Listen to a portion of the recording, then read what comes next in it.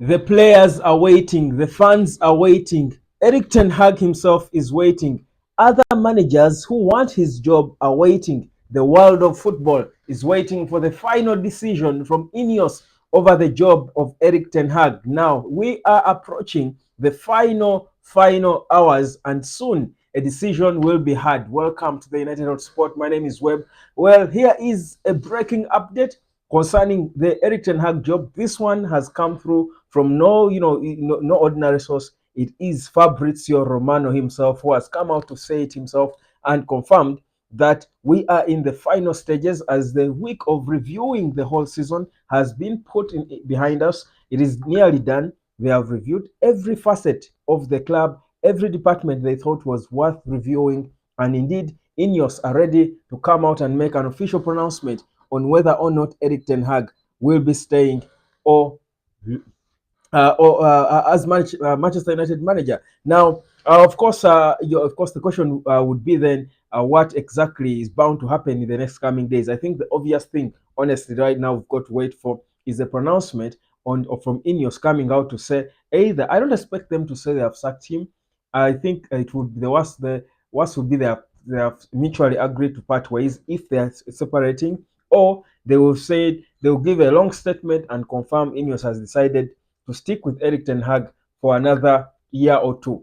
So it's one of two decisions, without a shadow of a doubt. But from what I've been, trying to read around Man United, from what I've been trying to get from my sources, my personal contacts at Manchester United, the atmosphere, the reality is not. No one is sure. Like you just saw Bruno himself showing that and we're going to talk about Bruno for a bit, by the way, because he's quite unsettled, and the talks linking him away from Manchester United are real. I'll tell you, my clubs are being mentioned already, but the thing is, the people around Carrington seem to think and believe that Erik Ten Hag was sacked by Ineos. They were just buying time to get, because he won the FA Cup, to just get a more humane way of parting ways with him. The only challenge they have got is that the managers they thought they would convince they would lure to come in obviously and replace him seem not to be interested.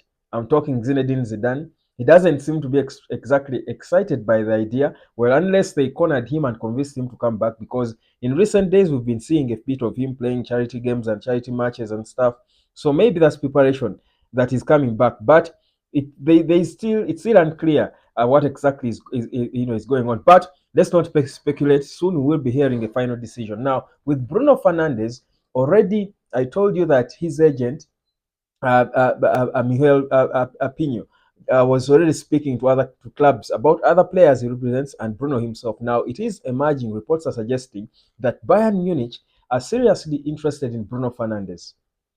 These are reports that have come after, of course, that story came out, that Bayern Munich are seriously interested. They're interested in inquiring about the status of Bruno Fernandes. I told you, if Bruno is unsettled, so many top clubs around Europe will be wanting to know. They'll keep their ears open and eyes wide to hear and see what exactly the situation is like. How is it unfolding now the with the delay in decision of whether Erik Ten Hag is staying or not? Of course, clubs are being given more hope every other day that maybe they can have the confidence to go and try bid for him. But I honestly think if Ineos, given the nature of this transfer window and what is supposed to be for Man United, there's so many departments they want to improve.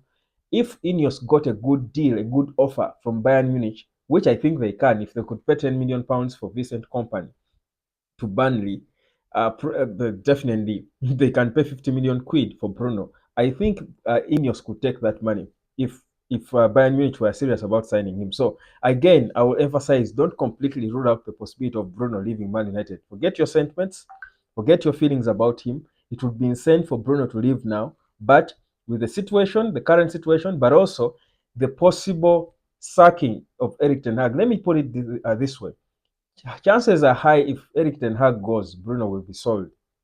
Chances are high. Let me put it that way. From what I gather, if Erik Ten Hag stays, there is no way Bruno will leave. He will stay and fight for his guy, his manager who entrusted him with the captain's armband. But this Bruno situation, we might be looking at Erik Ten Hag in isolation, but the two might be in situ. Whatever is decided with Erik Ten Hag,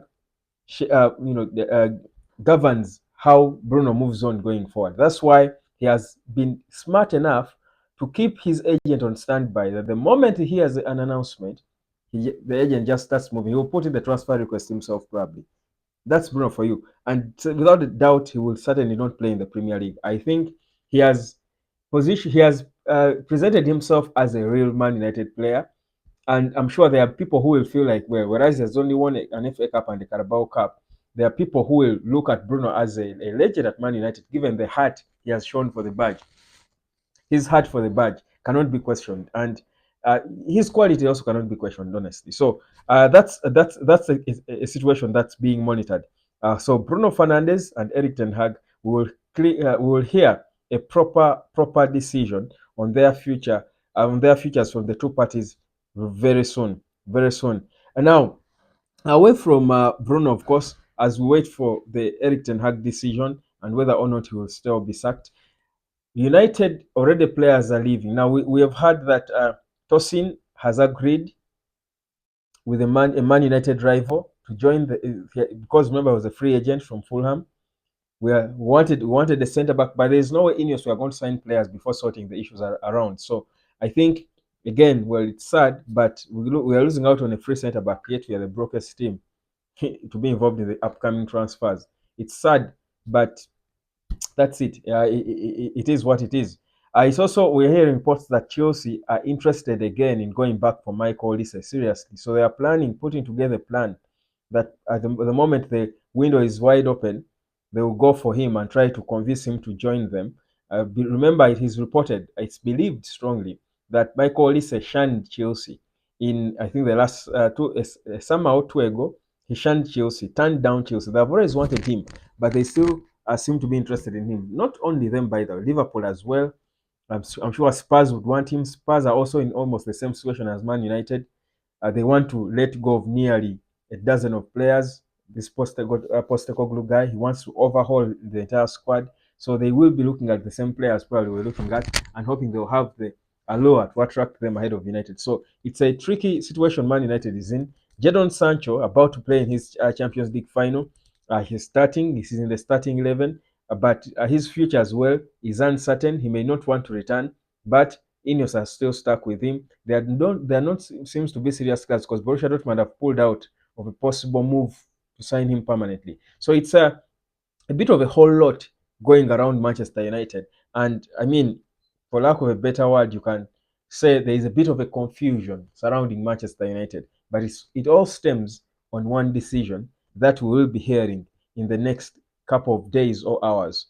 I'm sure before Tuesday, I'll tell you, we'll have a decision from Ineos about Erik Ten Hag. Probably they were waiting for the Champions League to get done, but also it bought them time to get done with their processes. Because imagine if Ineos announced right now at this moment after I dropped this video that Erik Ten Hag is staying or he's sacking, the Champions League final would be killed. You would know that Man United is a big club. The Champions League final would be destroyed. It would only make sense to the people watching at Wembley. But trust you me, Man United would be all over the place. So that's how big it is. So probably UEFA were also praying United. Perhaps they gave Sajim a call and told him, you know what, delay the process until after the final, sir. Please do it for us. Anyhow, my name is Webb. This is the United Hotspot. Let me ask, will you be supporting? Will you be wishing Sancho wins the Champions League? I've always wanted to ask, would you want Sancho to win the Champions League? Hmm? Tell me in the comment section.